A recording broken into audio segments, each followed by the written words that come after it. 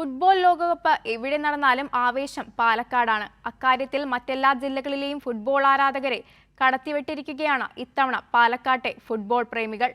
ഇഷ്ട ടീമിന് പിന്തുണയുമായി പാലക്കാട് പെരിന്തൽമണ്ണ സംസ്ഥാന പാതയുടെ ഒരു വശത്ത് 160 അടി നീളമുള്ള ഫ്ലക്സാണ് ഉയർത്തിയിരിക്കുന്നത്.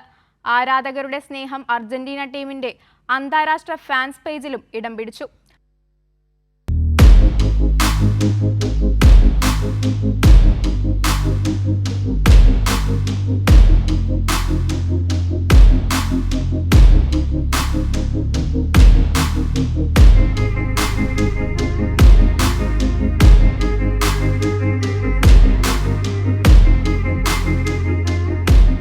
പാലക്കാട്ടെ ഫുട്ബോൾ ആവേശം എന്തായി എന്ന് ചോദിക്കുന്നവർ കണ്ണു തുറന്ന് കാണട്ടെ. ഒന്നും രണ്ടുമല്ല, 160 അടി നീളമുള്ള ഫ്ലെക്സാണ് അർജന്റീന ആരാധകർ ഇവിടെ ഉയർത്തിയിരിക്കുന്നത്. ഖത്തറിലെ വിജയം ആവർത്തിക്കാൻ ലോക ഫുട്ബോളിന്റെ മിഷികയും പടയും അമേരിക്കയിലേക്ക് വണ്ടി കയറുമ്പോൾ ആവേശ കൊടുമുടിയേറുകയാണ് അർജന്റീനൻ ആരാധകർ.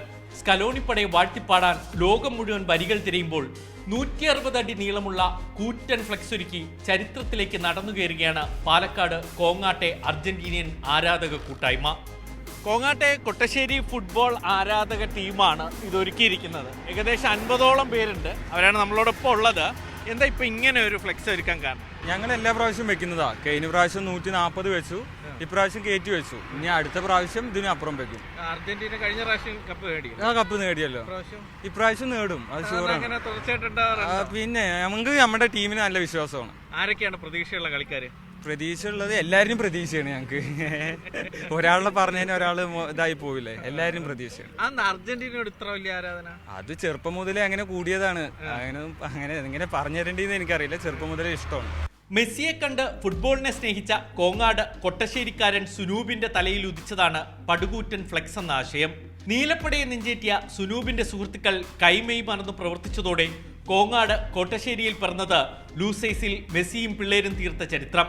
ഇന്ന് ലോക ഫുട്ബോൾ ചർച്ച ചെയ്യുന്നത് ഈ കാണുന്ന 160 അടി നീളമുള്ള ഫ്ലെക്സ് ആണ്. ഒറ്റ പ്രിന്റാണ്.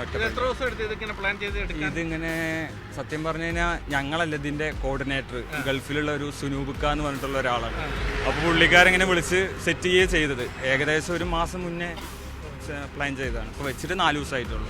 1,00,000-ലധികം രൂപ ചെലവിട്ട് കോങ്ങാട്ടുകാർ തീർത്ത ഫ്ലെക്സ് ഇന്ന് അന്താരാഷ്ട്ര മാധ്യമങ്ങളിൽ വരെ ഇടം പിടിച്ചു കഴിഞ്ഞു. ചരിത്രം തീർത്ത കോങ്ങാട്ടെ അർജന്റീനിയൻ ആരാധകർക്ക് ഇനി ഒരാഗ്രഹം മാത്രമാണുള്ളത്. ന്യൂജേഴ്സിയിലെ കലാശപ്പോരിൽ മിഷിഹ വീണ്ടും കപ്പുയർത്തുമ്പോൾ എതിരാളികളായി ആ മഞ്ഞക്കുപ്പായക്കാർ വേണം. അർജന്റീന നേടും എന്ന് തന്നെയാണ് നിങ്ങളോട് ചോദിക്കില്ല. പക്ഷെ അപ്പൊ ആരൊക്കെയായിരിക്കും ഫൈനലിൽ വരിക? ഫൈനലിൽ ബ്രസീൽ വരണമെന്നാണ് ആഗ്രഹം. പിന്നെ നമുക്കൊരു അവരുടെ കൂടെ ഒരു ത്രില്ലല്ലേ, കളിച്ച് ജയിക്കുന്ന ഒരു ത്രില്ലല്ലേ, എന്നും പറഞ്ഞുകൊണ്ടിരിക്കുകയല്ലോ. അവരെ കളിയാക്കി പറയല്ല, പക്ഷെ നമുക്ക് അങ്ങനെ ഒരു ഇഷ്ടം, അത്രേ ഉള്ളൂ. പാലക്കാട് നിന്ന് പെരിന്തൽമണ്ണയിലേക്ക് പോകുന്ന റൂട്ടിൽ കോങ്ങാട് വരുന്നവരുടെയും പോകുന്നവരുടെയും ശ്രദ്ധ ആകർഷിക്കുന്ന രീതിയിൽ 160 അടി നീളത്തിലുള്ള വൻ ഫ്ലെക്സ് പാലക്കാടിന്റെ ഫുട്ബോൾ ആവേശത്തിന്റെ നേർചിത്രം കൂടിയാണ്. എന്തായാലും ഇവർക്കൊരാഗ്രഹം കൂടിയുണ്ട്, ഫൈനലിലെത്തുമ്പോൾ എതിരാളിയായി ബ്രസീൽ തന്നെ ഉണ്ടാകണം. കോങ്ങാട് നിന്ന് ക്യാമറമാൻ മഹേഷ് പാലക്കാടിനൊപ്പം സന്തോഷ് സർലിംഗ്.